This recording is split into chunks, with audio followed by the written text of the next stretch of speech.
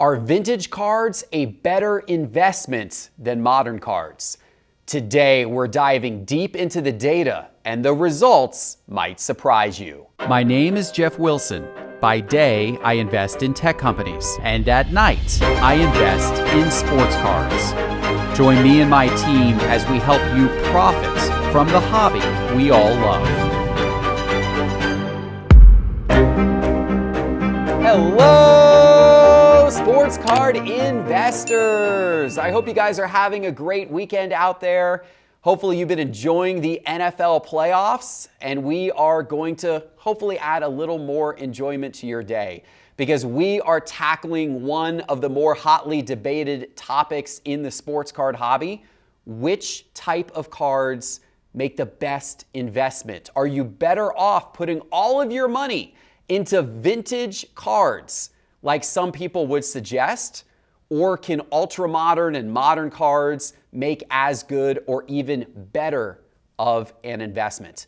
Well, we are diving deep into the data today, and we're going to let the data speak for itself to give us an answer to that question.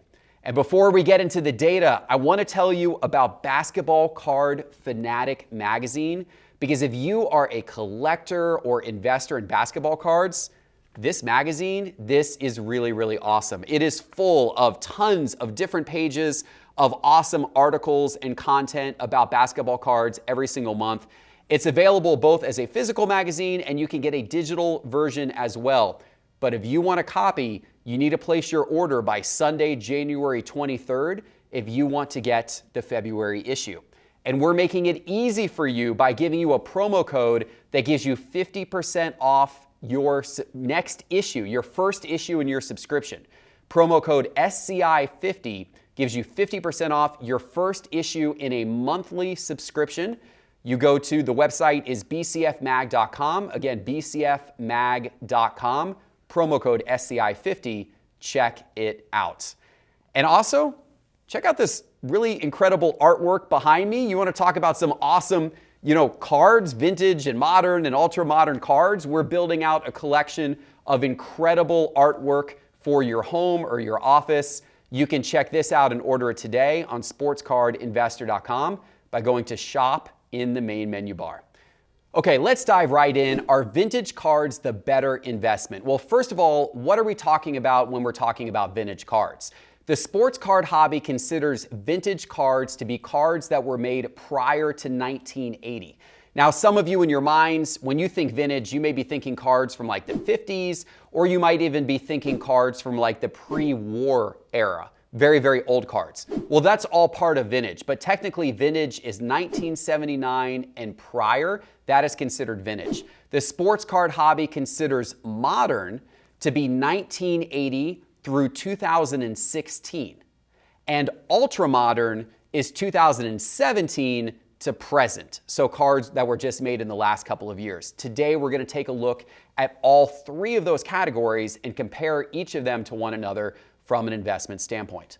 What's interesting about vintage cards in particular, so those older cards made 1979 or before, is that as you get older, you get all kinds of different types of format of vintage cards. Things like tobacco silks and leathers and postcard style prints or tall boy cards, all kinds of different variations of vintage cards. Most vintage cards have a more plain, basic look than today's ultra-modern cards, but some people prefer that. They feel those are classic looks that can stand the test in time. And of course, we already know how the careers played out of every player who you can find on a vintage card. Now, what this does is this avoids some of the day-to-day volatility in prices. With modern and ultra-modern players who are still playing today, their cards can fluctuate based upon their performance on the court or on the field. Not the case as much with vintage cards because we already know how their careers panned out. For this reason, combined with the lower print runs, there are lots of investors who feel vintage cards are your safer long-term investment, and they prefer to put their money there. But there are some disadvantages to vintage cards as well when comparing them from an investment standpoint and a collecting standpoint to modern and ultra-modern cards. First of all, as I mentioned, vintage cards are often difficult time to find in good condition and difficult time to find in a high grade. So if you like your cards looking perfect, if you like them looking sharp, or if you like to collect those gem mint grades, you're not going to find many of those on the market when it comes to vintage cards.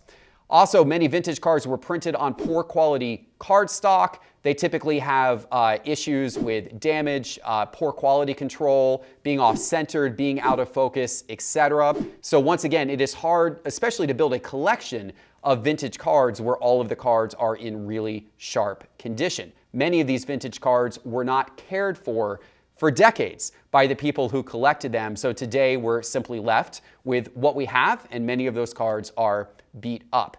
Now, while some collectors prefer the classic, simpler look of many vintage cards, it is definitely fair to say that modern and especially ultra-modern cards provide a much wider variety of parallels and patches and autographs. The chromium finish on a lot of ultra-modern cards is also very attractive to a lot of collectors. So some would say that the modern and ultra-modern cards simply look better than vintage cards. Now, the market does move up and down quickly on modern and ultra-modern cards, especially of players who are still playing, which for some can make them more fun to collect and invest in. A key pro for vintage is the stability, but that can also be a disadvantage. If you're the type of person who likes to speculate on the hot up-and-coming rookie or the hot up-and-coming prospect, or if you think you can spot the breakout star before the rest of the card market does, and if you enjoy the thrill of the chase, you're only going to find that thrill by collecting ultra-modern cards or some of those modern players who are still playing today. Vintage is not going to provide that same type of adrenaline rush for you. But in terms of investing, what does the data say? And that is the question that we're going to answer right now. So what we're going to do is we're going to look at baseball, basketball, and football. And we're going to look over the course of the last year, the last 365 days. And we're going to answer the question, if you had taken some money a year ago and you had put it into vintage, modern, or ultra-modern, how would you have fared today? Is the cards you bought from vintage, would they have done better than modern? Would they have done better than ultra-modern? And what about the different sports compared to each other? Let's dive in and take a look at what the data says. So to figure this out, I brought market movers up here on the screen, and we're looking at the price movements by card, feature, and market movers. We're going to start with baseball, and we're going to start looking at cards that are pre-1979, so vintage cards. We're only looking at graded cards, and we're only looking at rookie cards. We're looking over the last 365 days of data, and I have sorted this by the number of sales. So what we're looking at here are the 25 most popular vintage cards according to eBay's sales data from the last year. These are not necessarily the highest end cards. These are the cards that sell on eBay most often. And you can see those here. In fact, the most popular card, the card with the most sales, is George Brett's 1975 Topps base card in PSA 7 condition.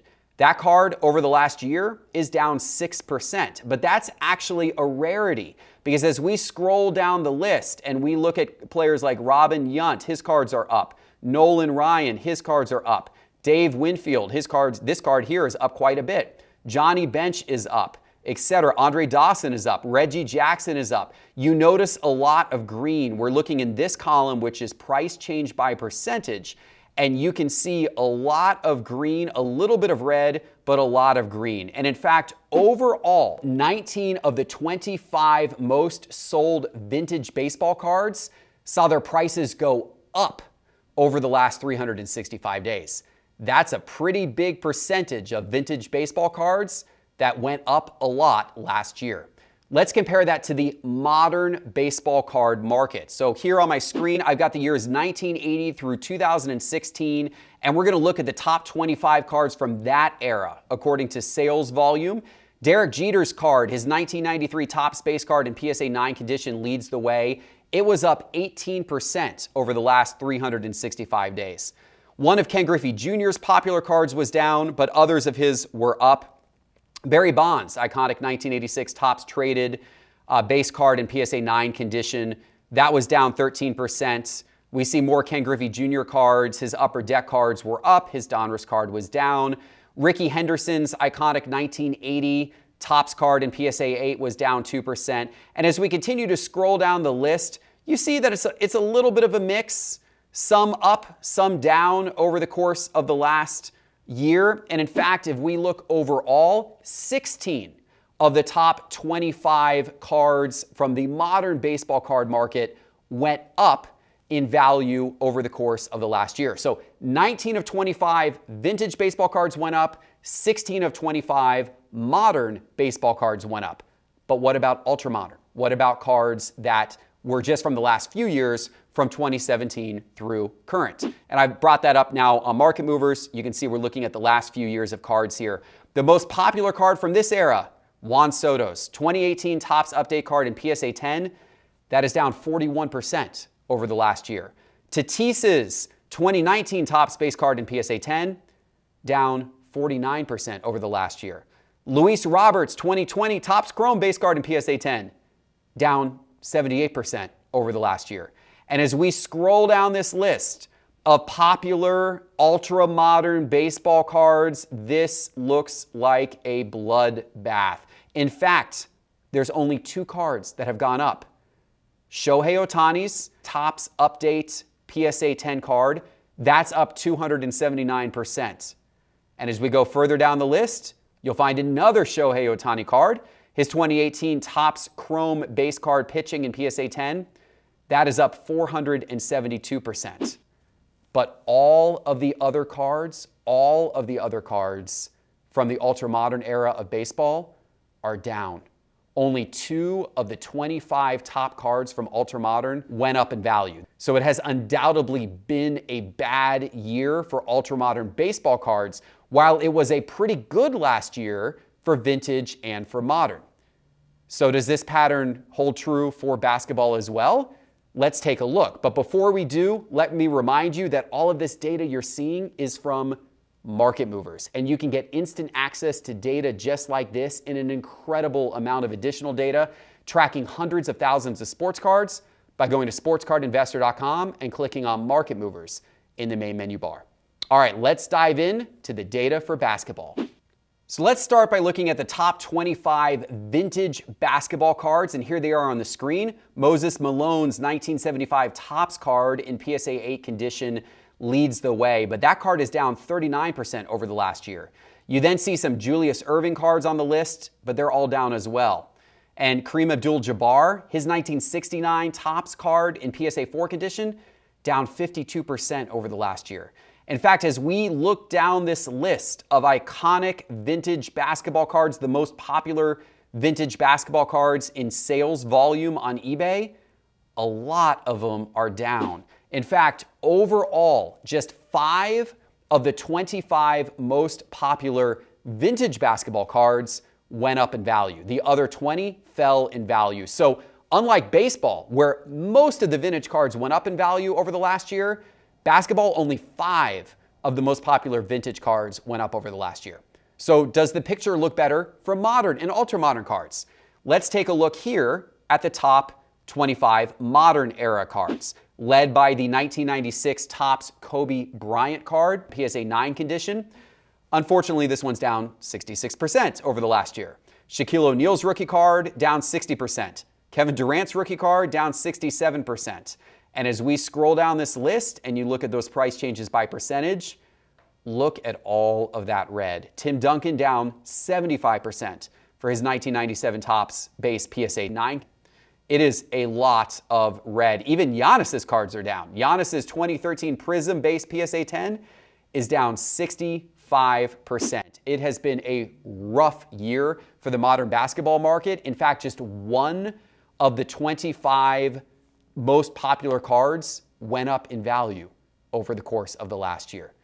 So surely ultra-modern must be doing better, right? Cards made from 2017 to present in basketball, those guys, those have to be doing better, right? John Morant, maybe some of those guys have gone up over the course of the last year. Let's take a look. So here on the screen, I've got those 25 most popular ultra-modern basketball cards according to sales volume.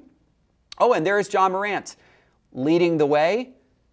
But Ja Morant's cards, his 2019 Prism base rookie card in PSA 10 condition, is down 65% over the last year, despite his recent outstanding play on the court. Zion Williamson down 72%, Luka down 73%, Trae Young down 67%. It has been a bloodbath for ultra-modern basketball cards. Kobe White down 89%, Tyler Hero down 84%. Yikes, RJ Barrett down 76%. There is not a single ultra-modern basketball card, not a single one, that has gone up in value over the course of the last year out of the 25 most popular ultra-modern basketball cards because of sales volume.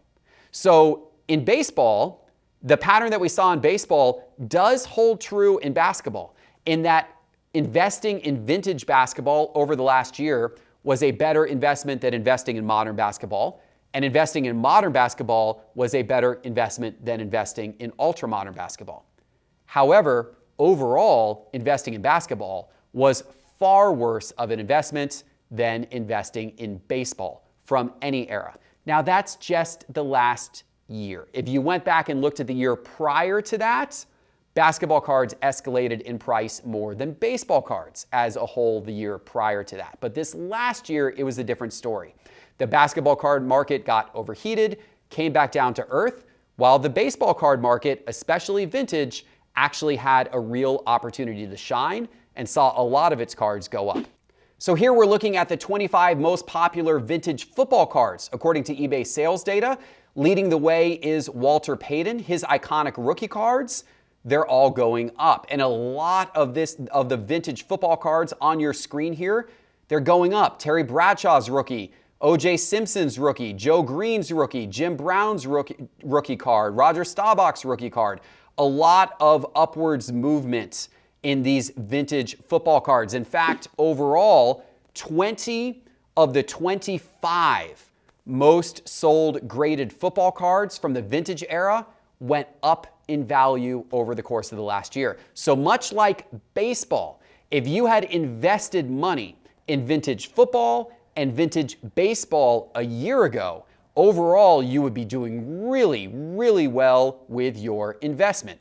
Now, what about the modern era of football cards, 1980 through 2016? Let's take a look. Those are up on the screen now. Leading the way is Barry Sanders' 1989 Topps Traded base card in PSA 9 condition. That card's up 75%. Jerry Rice's card's a little bit down, but you can see others like Dan Marino, his card is up. Joe Montana's card is up. It's a little bit of a mixed bag here. Some are up, some are down. Aaron Rodgers is up quite a bit. Of course, he's still playing unlike some of these guys, whereas Russell Wilson's cards are down quite a bit. He's obviously still playing as well. So it's a little bit mixed, some up, some down. Happy to see my Florida Gator Emmitt Smith. His popular rookie card, the 1990 Topps Traded PSA 9, is up 35% over the last year. Overall, for modern football, 9 of the 25 most sold cards over the course of the last year have gone up in value. How does that compare to ultra-modern?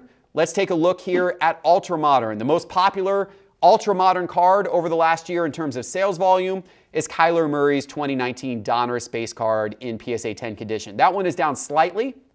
That one is down 4%. Of course, he's been playing pretty well this year. Other players' cards, they're down more. Even Justin Herbert's down 60%. Lamar Jackson down 52%. Josh Allen down 45%. A Kyler Murray Prism card has not performed as well as his Donruss card. That one's down 39%. And you can see a lot of red. Even Patrick Mahomes is down. Joe Burrow is down despite his outstanding recent play. Baker Mayfield is down. In fact, there is red as you continue to go down, and you continue to go down, and you continue to go down, and you continue to go down.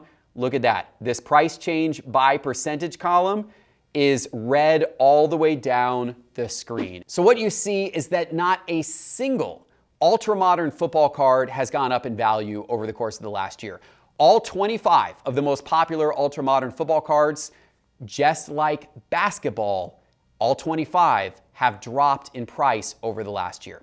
And what happened was that in 2019 and 2020, we saw the prices of ultra-modern cards go up like crazy. There was a lot of price escalation over the course of 2019 and 2020. But the population counts of those cards have gotten real high as those cards are coming back from grading companies in droves and being sold on the markets. And we're seeing pop counts in these cards in the thousands, or in some cases even in the tens of thousands. Demand has not been able to keep up with supply. The market had gotten overheated over the course of the last 2 years, and this year we had a pretty big price correction in the ultra-modern market. But that price correction, for the most part, just affected ultra-modern cards and modern cards to a degree. As we look back to vintage, particularly in football and baseball, not quite the same in basketball, but particularly in football and baseball, even during a year when the market overall went down a lot, vintage football and baseball remained hot and card values continued to escalate. And a lot of that comes back, once again, to supply and demand. There is just not nearly as much supply of those vintage cards out there on the market, so the demand is keeping prices escalating.